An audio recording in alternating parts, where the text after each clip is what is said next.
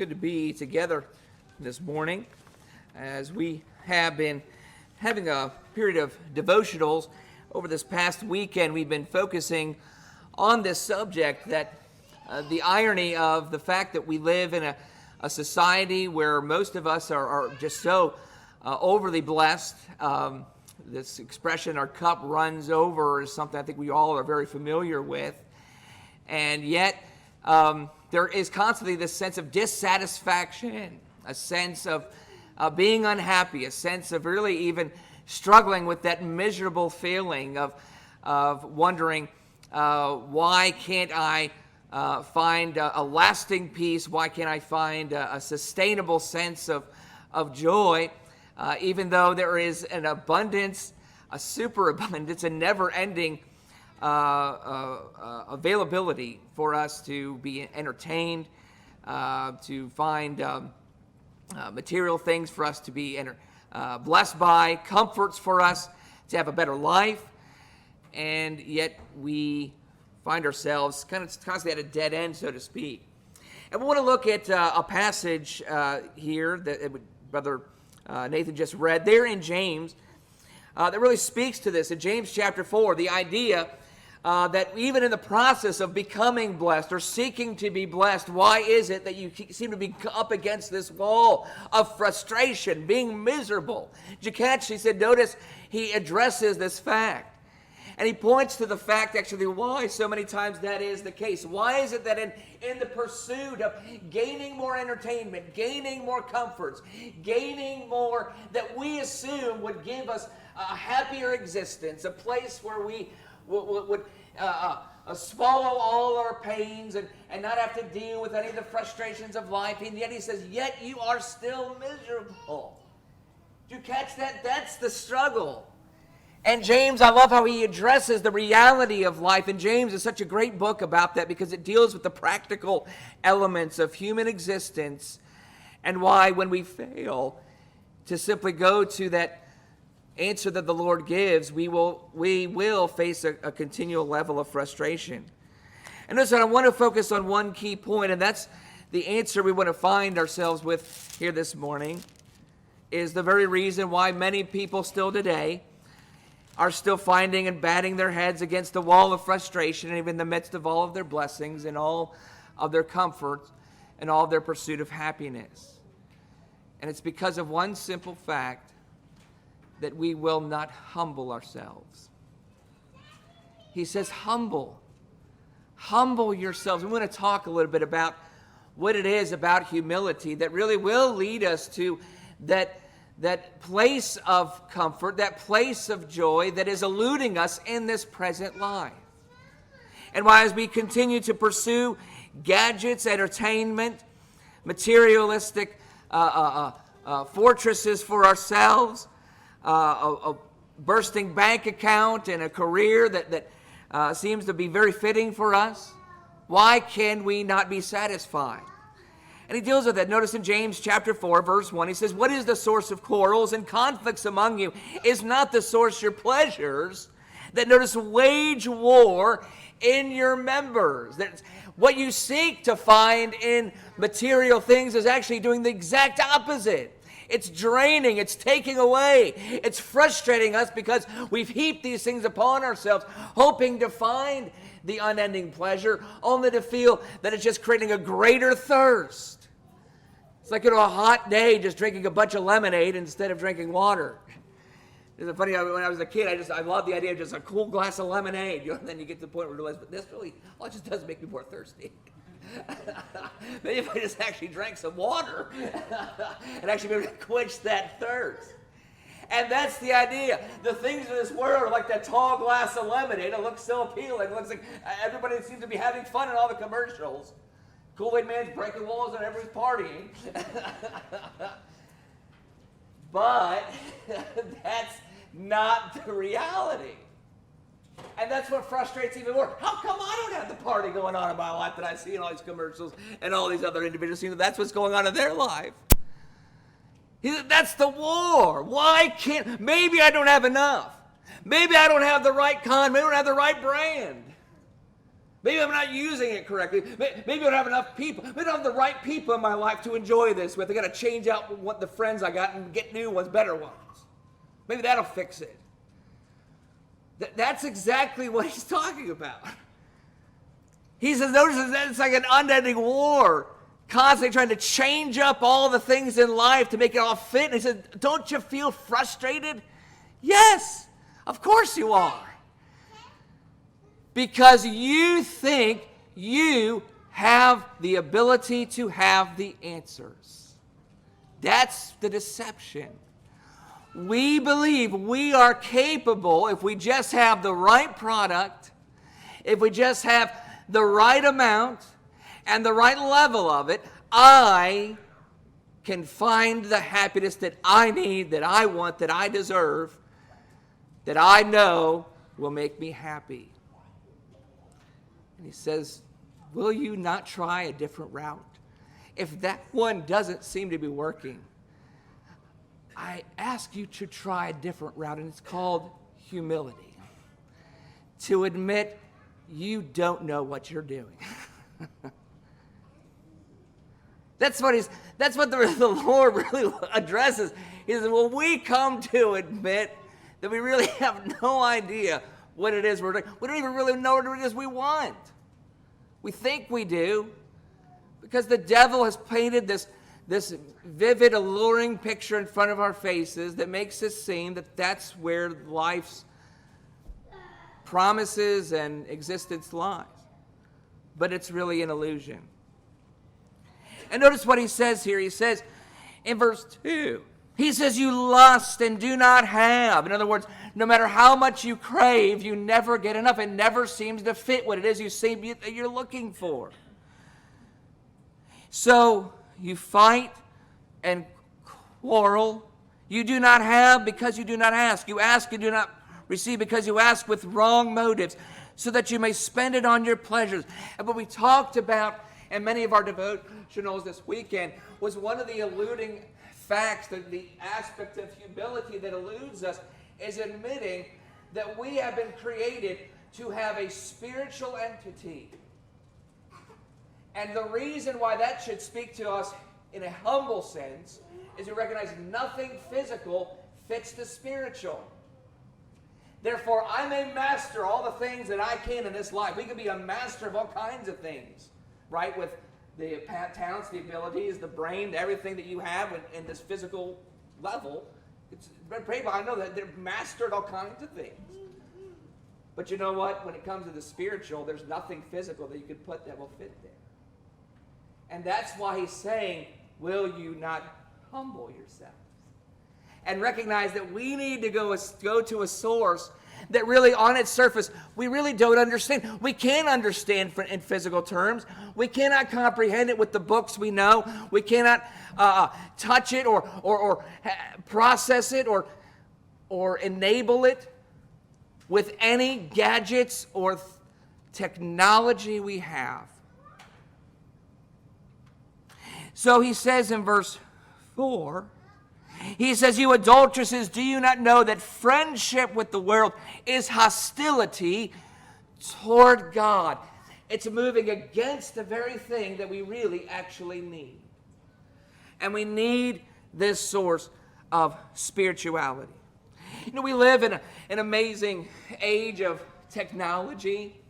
And we do, and many times I think we pride ourselves. You know, I don't even realize, you know, that we have this. Sometimes I fail to even use it because I realize it's kind of spooky a little bit. You pull out a phone and just hit a button. Hey Siri, tell me blah, blah, blah. It has all this host of answers. Type in Google, you know, almost instantaneous, a list of possible references and possible information, and just an exhaustive list that gets never ending. And we have almost prided ourselves in the fact that there's nothing that we can't figure out. There's no problem we can't solve.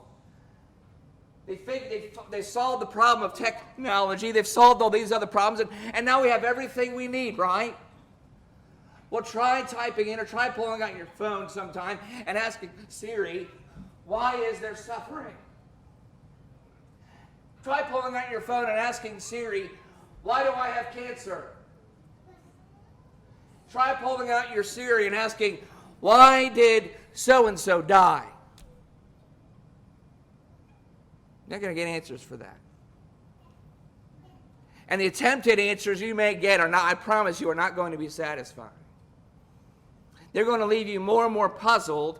Hence, then we distract ourselves with, well, maybe I need more and more and more of the other things to just get my mind off these things because I can't figure that out.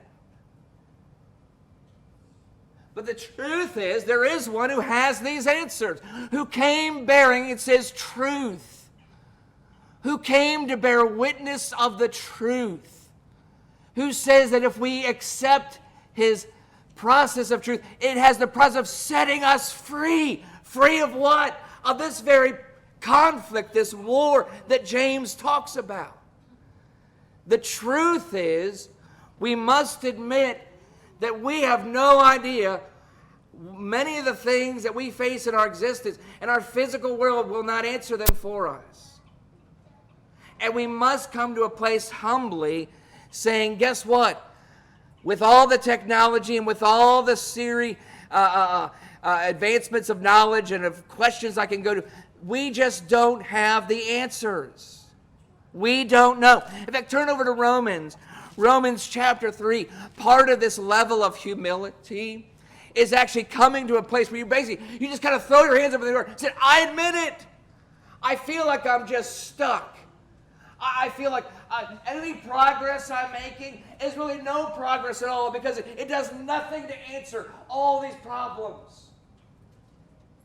Now, I remember when I first started having some of the voice issues that I had.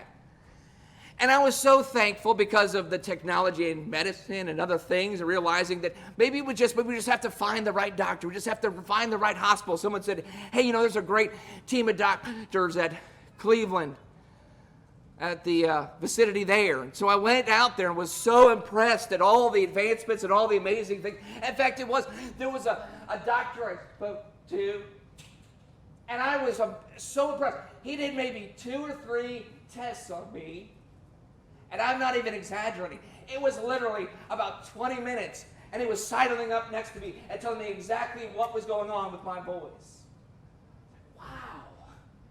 The advancements in technology, wow. And then the ultimate question, Doctor, why? You know what he said? We don't know. We don't know. Look at Romans chapter 3. Romans chapter 3 helps us recognize that saying I don't know is actually the first step towards getting that peace that we think we're going to find in the answers we think we're creating for ourselves. And how can I be happy? How can I be fulfilled? How can I thrive? Notice in Romans chapter 3 deals with this. Romans chapter 3 verse 9 says, what then? Are we better than they? Not at all. For we have already charged that both Jews and Greeks are all under sin. As it is written, there is none righteous, not even one. Notice the next one. There is none who understands. I'm talking about the aspect of what it is.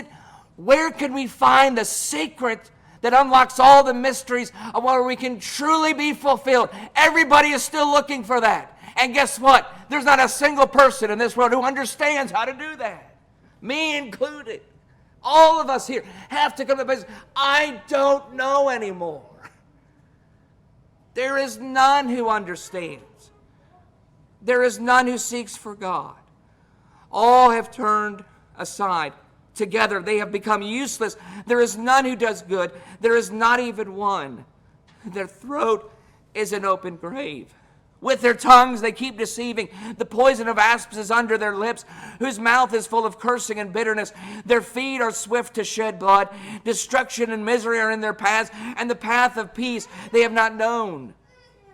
There is no fear of God before their eyes. Now we know that whatever the law says, it speaks to those who are under the law, so that every mouth may be closed, and all the world may be accountable to God, because by the works of the law no flesh will be justified in his sight, for through the law comes the knowledge of sin. What we all need to come to understand is that there once was a time when all fulfillment and all satisfaction and an abundance of comforting peace was available. And it was in a garden. And that garden contained the one who has all of those things. And it was God. And sin has ultimately separated us from him. So we are literally groping in the darkness, trying to recreate what he had already put together. It was already there. But what has happened is, thankfully, God looked upon us in mercy, and he sent his Son, who bear witness to the light, to shed light, to help us not just be groping around trying to figure this out on our own, but hopefully the only way that we can truly go to that source is for us to realize we can't figure this out anymore, but we need to go to the right source, and that's what the gospel is all about. Turn over to Matthew chapter 5. That's why the very beginning stage of the gospel to answering these things is to say, blessed are the poor in spirit. Poor in spirit is basically, I don't have anything anymore. Nothing good, nothing that answers us, nothing that satisfies. I'm totally empty. Now that's humbling ourselves. That's a place of admittance that I'm done trying to look all these places where I think I'm going to find some surety and trust that it's not there. But notice the progression. What does Jesus promise us happens when we begin to trust him and stop trusting ourselves? He says this. He says, well, verse 3 of Matthew 5, blessed are the poor in spirit, for theirs is the kingdom of heaven. You've taken your first step towards entering a kingdom where actually the spiritual truths and the spiritual elements actually are going to give you everything you thought you were able to find here, only we're so disappointed. But it starts with humbling ourselves, admitting I don't know how to get that because nothing here fits with what God has in store for us. And so we start there. Then verse 4, blessed are those who mourn, for they shall be comforted. We recognize that in our very pursuit of individuality and knowledge and comfort and pleasure, all we really found was sin. More sin. More sin. More self-indulgence, self-satisfaction, more self-pursuing, more things that just rob us of the way that God really wanted us to be. And so verse 5, blessed are the gentle, the teachable, those who say, teach me, show me, I will do whatever it is you say, because I need it so bad, I want it so bad, and I trust that you tell me that you have the answers. I'm going to trust you now. So notice verse 6. Once you start beginning to trust him, you begin to hunger and thirst for his righteousness. And guess what? Here's the key word, they shall be satisfied. Finally. But notice the process. That only is possible unless we first humble ourselves and say, I've done. I've checked out. I'm waving the white flag. I'm done working against your purposes. And I'm ready to let you lead me to what it is I can't find. And that's where we find it. One of my favorite examples of that is in Luke chapter 19, a man by the name of Zacchaeus. You want a physical example of someone who said, I have no more answers? It's a rich man who's willing to climb up into a sycamore tree just to get a glimpse of something he believes has answers for him. He's done looking for answers in this world. He has truly humbled himself and said, I will do whatever it takes because I got to get a better glimpse and I got to get closer to this one who says he has all the answers. And imagine, here's a man who was rich. If that's the greatest solution, we just need more money. You just need a bigger bank account. You just need access to more things. And that's where you find. Here's a man who had all of that, and he was done looking for them. But he saw Jesus. He heard of the things Jesus had to offer, and now he's willing to humble himself. Luke chapter 19, verse 1, it says, he entered Jericho and was passing through, and there was a man called by the name of Zacchaeus. He was a chief tax collector, and notice, and he was rich. So we, of course, from a human standpoint, and he must have been happy. Oh, he must have been so full of himself. He must have felt, oh, I feel so sorry for you pathetic poor people who don't have anything, because, well, I've got it all. No. He was at the end of his rope. He was at a dead end. Because notice what happens. In verse 3, it says Zacchaeus was trying to see who Jesus was, and was unable because of the crowd, for he was small in stature. So he ran on ahead and climbed up into a sycamore tree in order to see him, for he was about to pass through that way. And he has this interaction with Jesus, and he changes his way. He actually says, I'm willing to separate myself from this greedy sense of need. I don't want that anymore. I want what you have to offer, Jesus. Notice it says in verse 8, Zacchaeus stopped and said to the Lord, behold, Lord, half of my possessions I will give to the poor, and if I have defrauded anyone of anything, I will give back 4 times as much.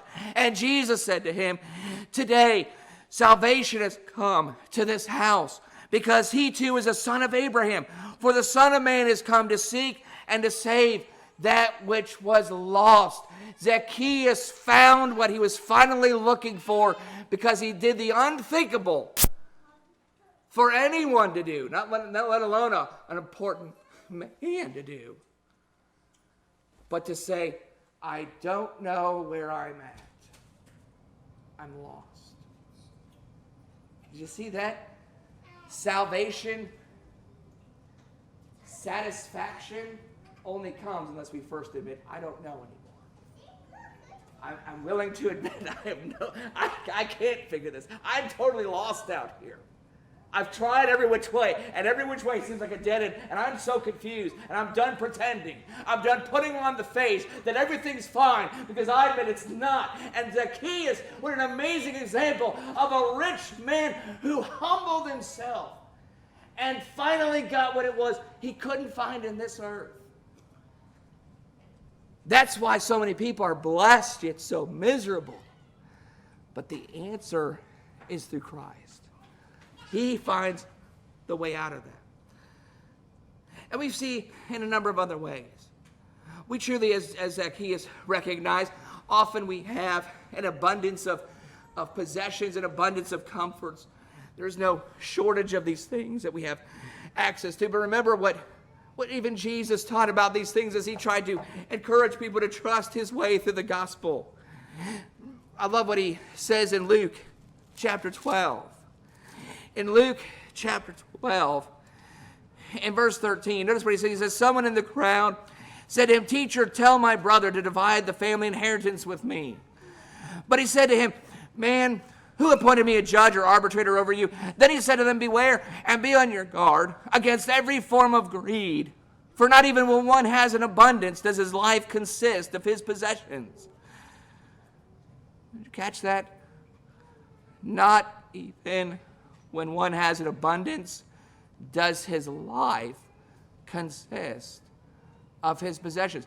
And part of the reason for that is what we talked about, really, what we focused on Friday night. You realize that your physical composition is really very small of the totality of who you are. And you can have the utmost abundance of all the things that give this pleasure, give this comfort, and you will literally be starving, empty, because until you find that spiritual union with God the way that he created us to be, that's where we will constantly find misery. But we will find joy, and we will find abundance. And notice what I love what Jesus says. Jesus says, yes, the truth is We can no longer trust in our comforts from our possessions in such a way that when we finally give ourselves to God, we have the exhilarating process and experience of knowing what it is to trust God and not ourselves. There is really something exhilarating about that. About saying, I no longer have to be in control. I no longer have to have a detailed account where everything is and where everything's at. And here's the maintenance schedule. Unless I keep everything right, it's all going to go from me. In other words, Jesus promises a way where we actually can be relieved from that sense of dependence and all these things for our satisfaction. Where even if they leave us or they're eluded or something breaks down or something beyond my control, I don't have to sit there and wait up all night worrying about, will this get done? Will this be fixed? Will this? Will that? He says, because I'm no longer depending on these things, I've given that up, and now I'm trusting in God. He says, you now don't have to worry. One of the greatest things of thievery that comes from our possessions is we worry so much about keeping them. Keeping them in order, making sure they're working right. Notice how Jesus then transitions from your life is not made up of your possessions. And guess what blessing happens when you let that go? Drop down to verse 22. Luke chapter 12, verse 22. He said to his disciples, for this reason I say to you, do not worry about your life, so as to say, what will we eat? Nor for your body, what will we put on? For life is more than food. In other words, God is saying, I've got far more important things that I'm already working on with you, that you can afford to not necessarily have all that stuff in order. You can kind of let that go and not have to feel like, well, unless this gets done or unless I have this, nothing else works. No, he says, you can let go of that and trust that God has other things that are far more needed than any of these things. And that's what he says. Notice in verse 24, he says, consider the ravens, for they neither sow nor reap, they have no storeroom nor barn, and yet God feeds them. How much more, notice, valuable you are than the birds. When he talks about value, he's talking about the whole composition of us, which ultimately rests on the spiritual value of us. What a great wake-up call. See, I've invested in all these things that I think have such value, only to find out how utterly ridiculous I was to think that they were the most important things. Remember, Jesus says, what if you gain the whole world, but you lose the most valuable part of you? You lose your soul. The one thing that lasts forever. Then when this body dies and decays, will live on, will never, ever stop being in existence. Wouldn't you say that has more value than flesh that started one day and will end one day? Versus a soul that never ceases to be in existence. So he says, if that's what you're investing in and you're connecting to the God who wants to feed that part of you, you can now let go of these minor things. Imagine saying, yeah, you mean the house, the car, the clothes? Yeah, that's minor stuff. That's minor stuff. Not to say we just let it go. We don't care about it. Obviously, we have responsibilities to keep these things going. But with that investment, what a blessing to say, even with that, it's not as important and vital than these other things. So that's what he says. He says in verse 28, but if God so clothes the grass in the field, which is alive today and tomorrow is thrown into the furnace, how much more will he clothe you, you men of little faith? And do not seek what you will eat and what you will drink, and do not keep worrying. For all these things the nations of the world eagerly seek, but your Father knows that you need these things. But seek his kingdom, and these things will be added to you. Do not be afraid, little flock, for your Father has chosen gladly to give you the kingdom. You know what the greatest, most exhilarating experiences we will ever enjoy as Christians when we get to let go of worry? You know what you get to replace that with? How much He loves you. I can afford to let go of me being in charge of where this all goes because He loves me more. That's what you're trying. Don't worry. Well, what do I believe because we're so conditioned to worry, to be concerned, to be on top of all this stuff. I really think why it's so hard for us to trust is we don't know what to do. Well, what do I do if I just give that up? Philippians 4 tells us what to do. You know what we do when we lay aside our burdens, our anxious thoughts? He says, think on these things. Think of all that is good. Think of all that is excellent. Think of all that is worthy of praise and honor. And I can't think of anything more worthy of praise than the love of a father who let his son be tortured to death because he can't bear the thought of eternity without you. He cannot bear the thought of an eternal existence without you there with him. Is that quite amazing? That's the point.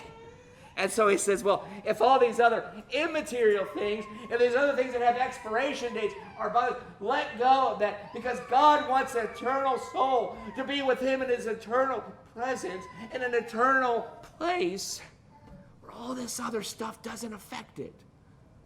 He cares more about that. And that's why he calls us to have faith, to trust. We don't have to carry about it as much. And we can replace that with just the exhilarating experience of focusing how much he loves us. And that changes us.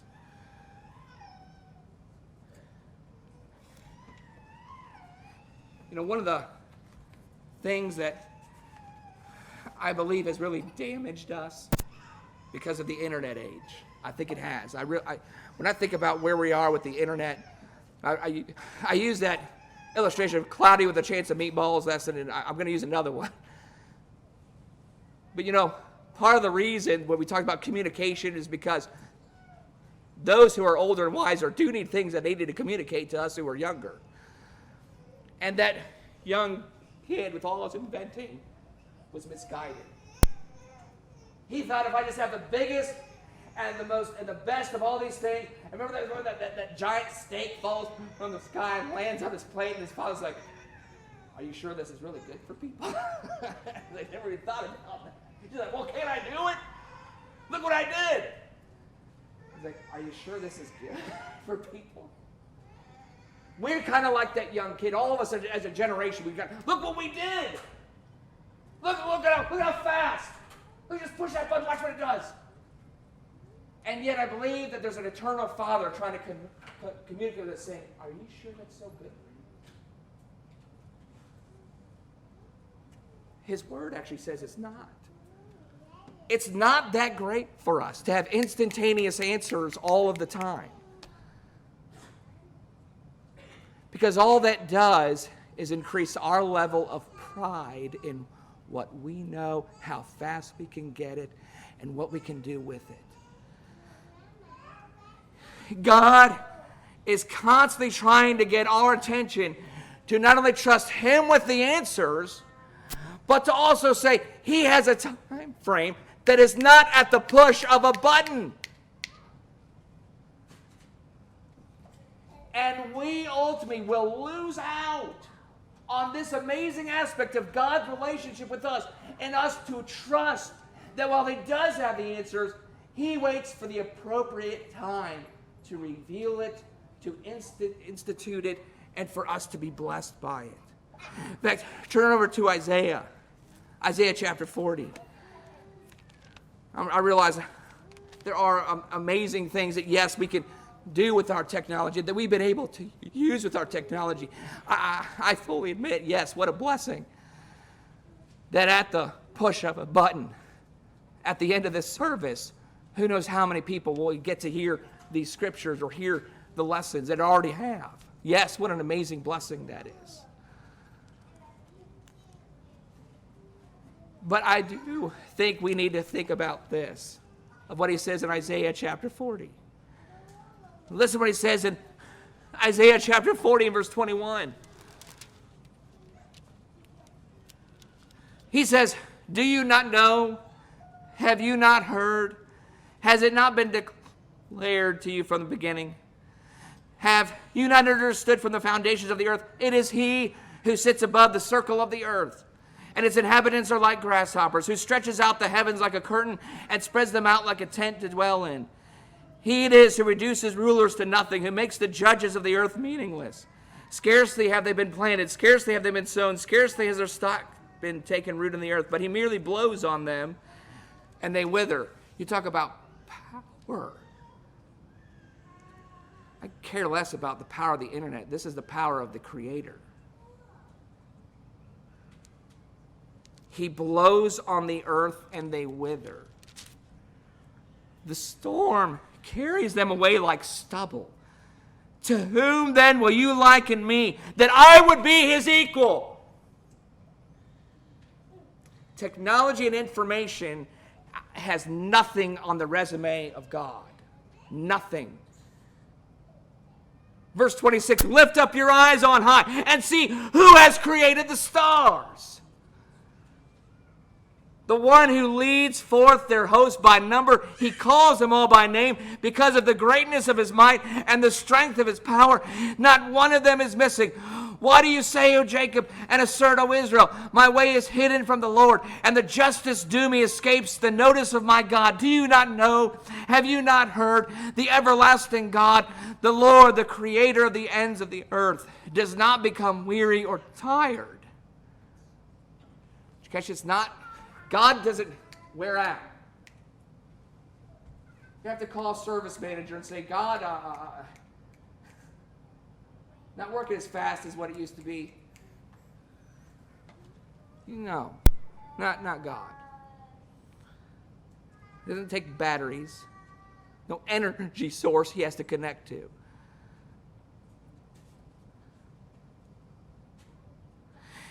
He gives strength to the weary, and to him who lacks might he increases power. Though youths grow weary and tired, and vigorous young men stumble badly, but how does he work? Verse 31. He promises it's there.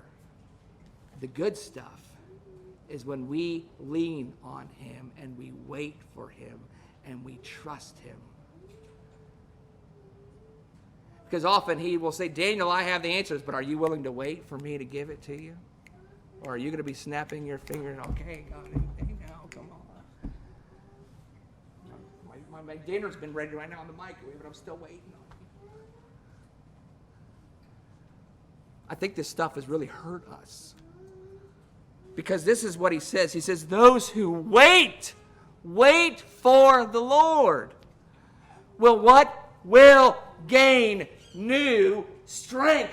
Strength we never thought was imaginable. An energy of vigorousness, an understanding that lifts us up, that instantaneous information will never come close to. Ever. Because the God who gives us the ultimate knowledge, the ultimate understanding, knows it ultimately comes. I hate to bog this punch. It's like the old ketchup commercials. Good things come to those who wait. They couldn't sell that ketchup anymore because no one wants to wait for ketchup. I gotta squeeze that sucker out.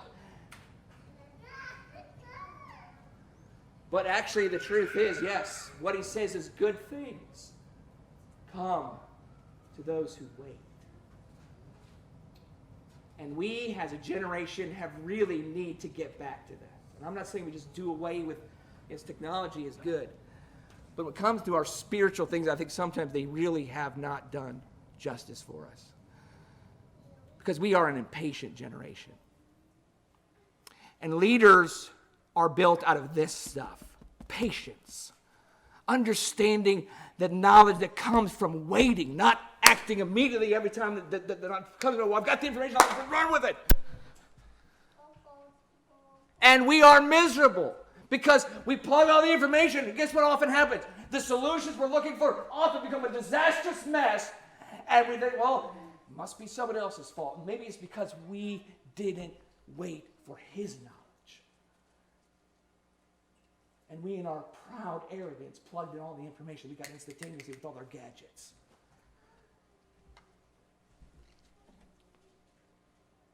The reason this satisfies us is because in the end we realize this works because God made it work, not us.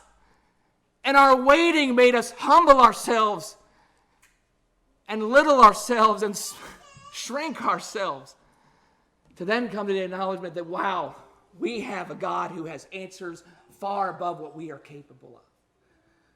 And I would say there's a generation that is so far removed from that, it's not even funny, and no wonder they're so miserable because they don't know how to do that.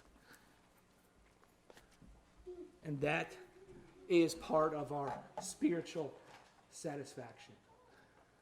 Wait for a God who gives us his answers in his time. And he blesses those who patiently wait for it. So we ask that anyone is with us who's still willing to admit, are you willing to admit, hey, I've tried all this stuff and I don't know what I'm doing out here. That's a good place to be. That's the first place to be, to say, I don't know anymore. And the blessing to that answer, as there is a God who does know, and he sent his son Jesus Christ to relieve us, to redeem us, to save us. And what he says is he then gives us his joy made full.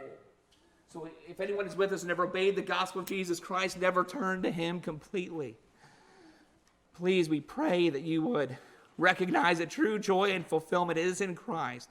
If you would confess that he is the Lord, repenting of your sins, and being willing to be buried in water for baptism for forgiveness of your sins, that you might walk in newness of life. Won't you do that while we stand and sing this song together?